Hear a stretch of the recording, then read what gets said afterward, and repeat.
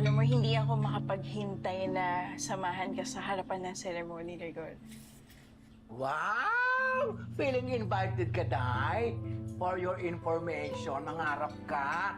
Ang legal families lang ang invited sa mga ganung ceremony para ka namang hindi pulit. Mas marunong pa ako sa'yo. Roda! Itiko mo yung bunganga mo!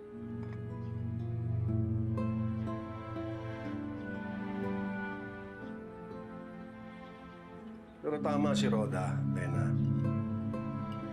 Dapat legal na pamilya lang pumunta sa ceremony. Huwag ka na pumunta doon eh. Gagawan pa ng issue yan. Kwa-questionin pa tayo doon. Kaya Marites, ikaw magpipin sa akin mamaya.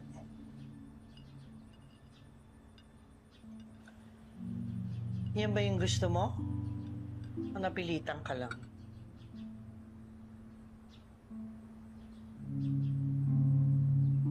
Seryoso ka ba, Rigor? Ano, kinakahiya mo ko? Hindi ba dapat? Eh, ako yung legal na asawa eh. Bakit na anong gusto mong gawin? Ikaw ang magsasabit kay Rigor? Gawin mo siyang poste ng kuryente? Kakabitan mo siya ng illegal na kuryente? Ay, oo nga pala, jumper ka. O, diba?